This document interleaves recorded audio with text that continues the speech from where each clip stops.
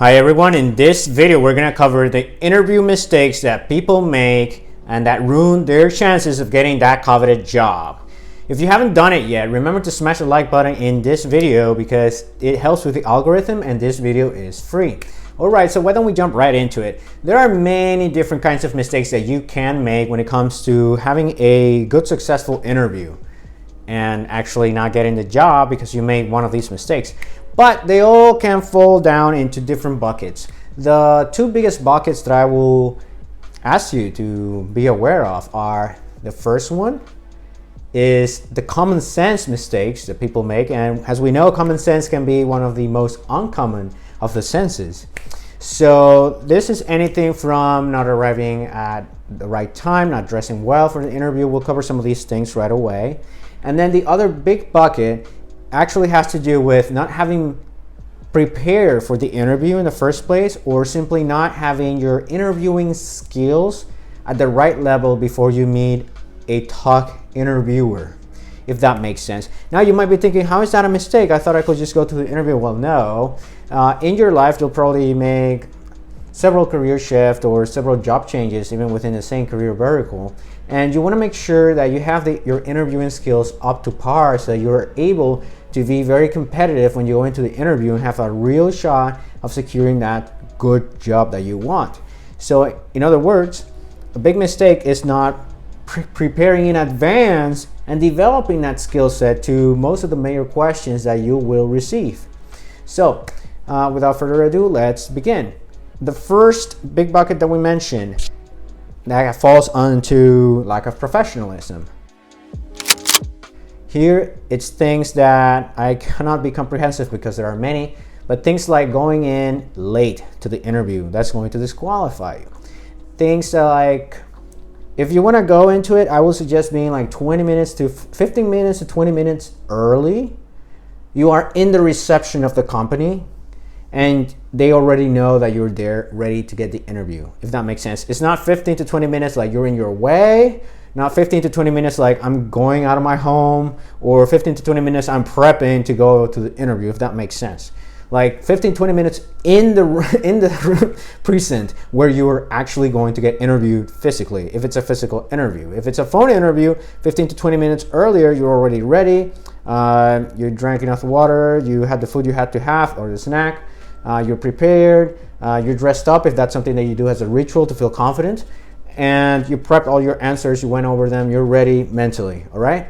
Okay, so that's arriving early. What else could be a lack of unprofessionalism? Well, maybe you go in and you act in a way that's weird, erratic, or strange, or you are angry, or you are obnoxious, and you behave in a way that make the people at reception or anyone else in the company feel off about you, and that leaves a very bad impression, and you haven't even begun. You haven't even gone into the interview room, if that makes sense. You haven't even met the person that's going to interview perhaps, and you're already leaving a very bad impression that's going to lead to you not getting the job, right?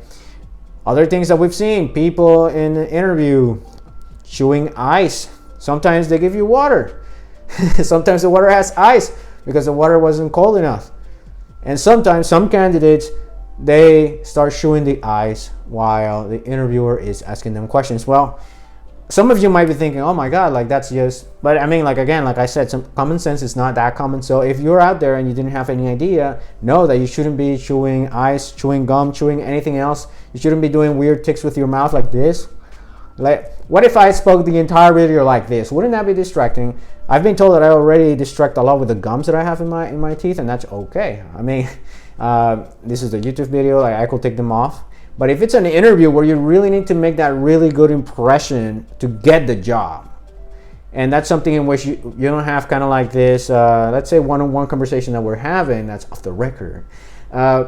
You want to make a very good impression. And something else, dressing well. You cannot just go with a hoodie or like with no pants, or like in this film with Will Smith, in which I think it was Pursuit of Happiness, in which he just went with like a really crappy shirt to the interview. He didn't have a choice in the movie, and he really needed to do that, and he was super confident, so he still got a shot. But again, that's a movie. In most cases, you will have the time, you will have the resources, and if you don't, you can find them, you can figure out a way. always go, the more you overdress, the safer you are. So almost always just business formal. If not, business casual. But don't go below business casual. If you don't know what I'm saying, just Google it, especially for the ladies out there. If you don't know what I'm saying, I am not 100% sure of how it is for women, but you can go online, you can check it out. Business casual, right? But you want to be business formal, especially if it's a normal corporation or a normal big company that's been there for a while.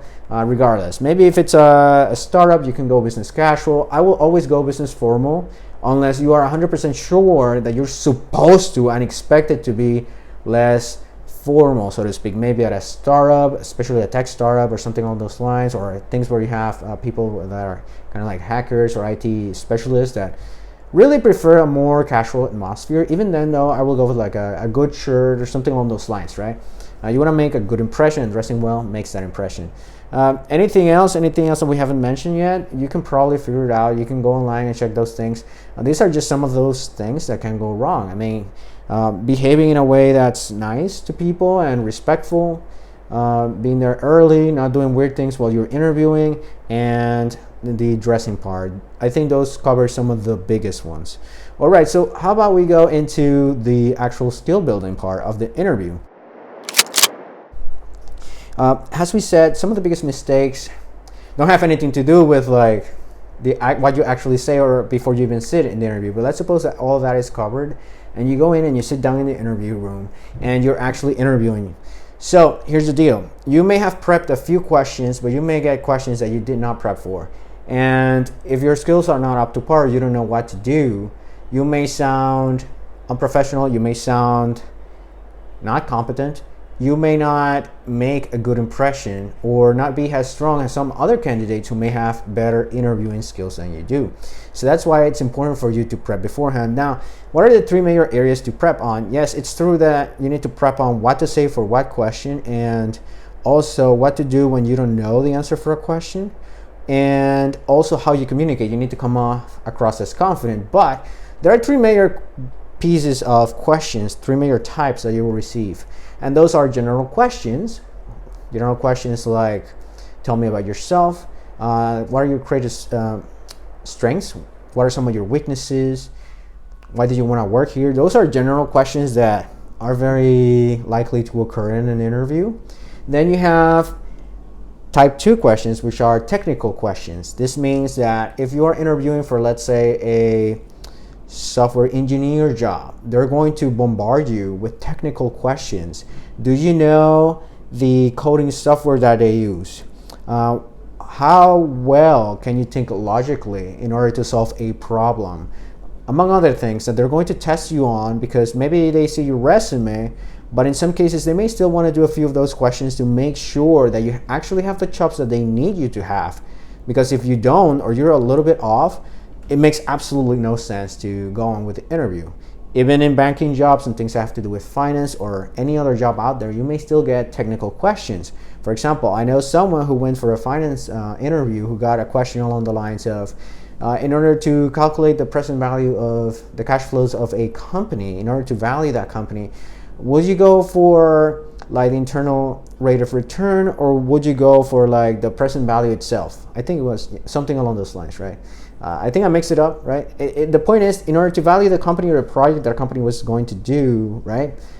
It was a very technical question, but that's the thing. If you can't confidently answer those technical questions that you get asked for your particular field, for the particular job that you're going for, then you're not going to come across well. You're not going to be hired, right? So you need to know your stuff, and you need to know the kinds of technical questions that are going to be asked of you.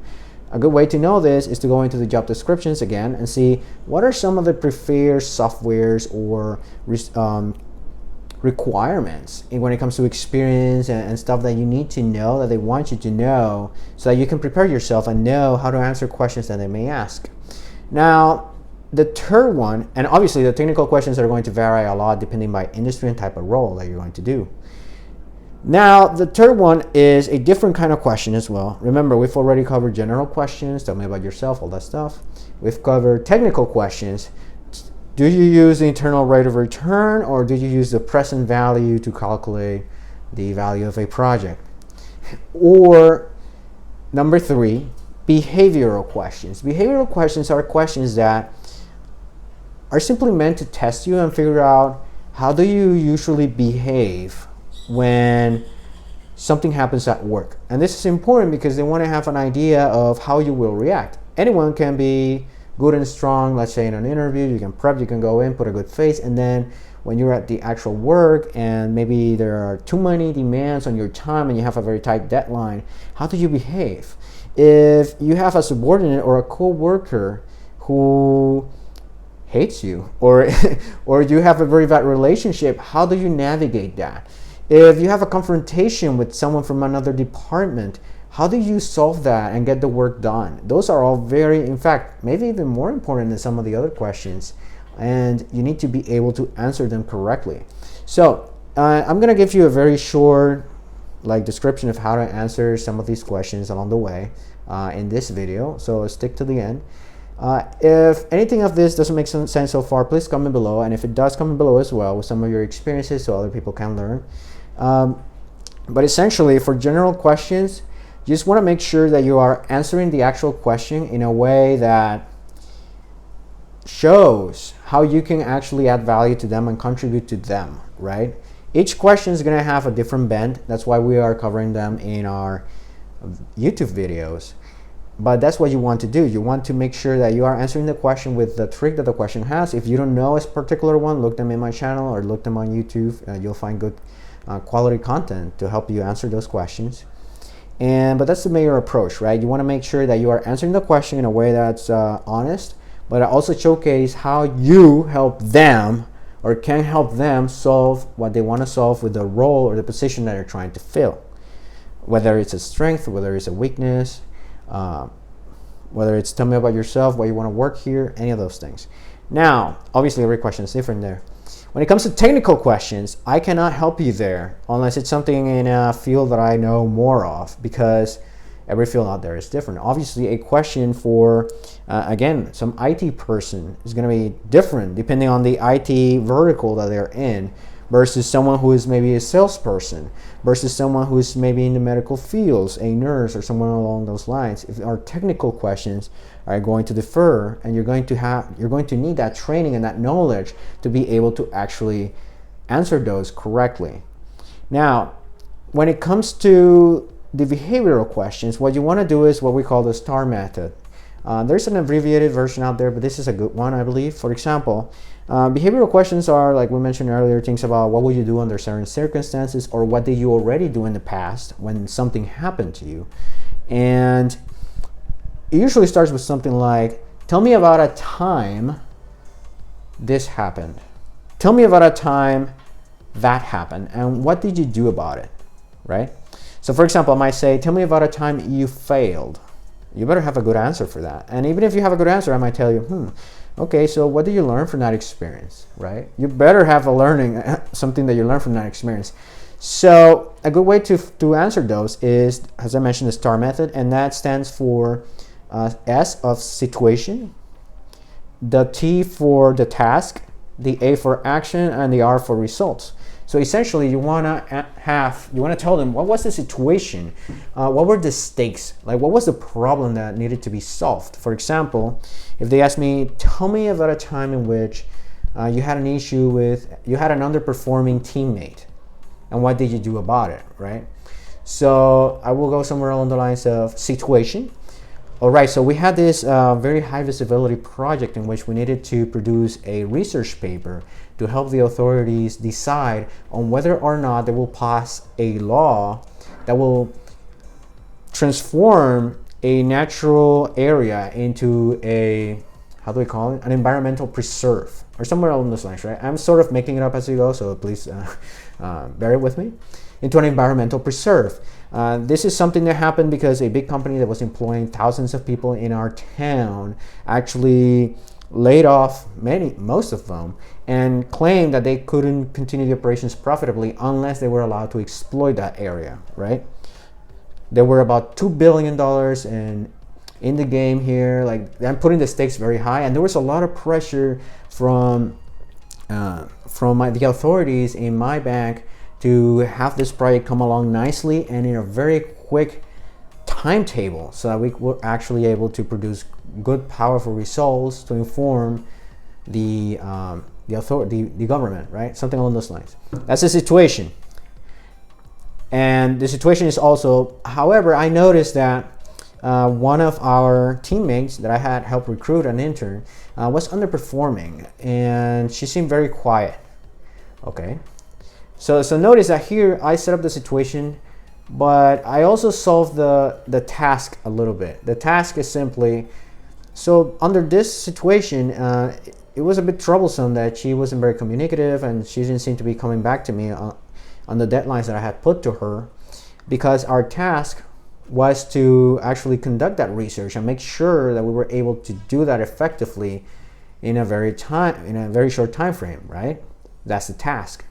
So we have the situation, the high stakes that need to be solved, the task at hand that was under my curfew and that of my team, and then we're gonna go into the actions. What did I do to resolve that issue with my underperforming teammate? Well, in this case, let's say, in order to solve this issue, I decided to have a talk with that person one-on-one. She told me that she was very, how do we call it? She told me that she was very stressed because she had not been doing well in her studies at her college, and she was nearing a very important exam that might decide whether or not she might be able to pass and continue along her career. So she felt pressure both by that and her internship, and she felt like the pressure was too much for her. That's the action step. I actually spoke with her one-on-one instead of like doing something else that would have been crazy perhaps. That action, what did I do in the action step? Well, I did that. I talked with a person, right? And let's say I'm telling to the interviewer. And then what I decided to do was to actually give her a more narrow, easier to focus on research vertical that she could actually solve in a shorter period of time. It was simpler. It was a smaller piece of the whole project. And then I communicated this to the rest of our team so that they will know and be okay with the fact that we will have to do a little bit more of work ourselves, but it will be okay if we all accept it. They all accepted. There was no issue with that case, and we were all very sympathetic. And then that's the action step. Then the last step is the results. So we went at it, and within a month of very solid research and doing a lot of analysis, we came up with a short paper that was actually published.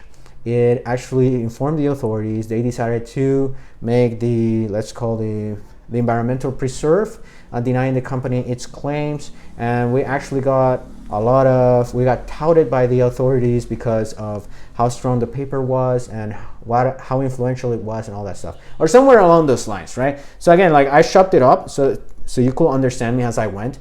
Obviously, you want to practice it. You want to make it more concise, and when you make it more concise and you practice it, it comes out a lot more seamless, and you can actually answer that question very well. Tell me about a time you failed. Tell me about a time you had a conflict and how you solved it. Tell me about a time in which you were fired, right? Like you could get asked anything. You better have a story in which you can set it up that way. Situation, right? What was the problem? How big the stakes were? The higher the stakes, the better, to make the story compelling and interesting. What actions did you take? You better pick good, strong, impressive actions and results. What were the impact? What was the result of the actions you took? So that is a great way to answer those behavioral questions. Again, if you have any questions with regards to the common sense things not to do when it comes to mistakes, when it comes to prepping for the interview, when it comes to general questions, or even technical questions, even if it's not necessarily a field I know, just to guide you to some resources, let me know in the comments below. If you haven't, remember to smash the like button, subscribe to this channel, hit the notification bell. Bye-bye.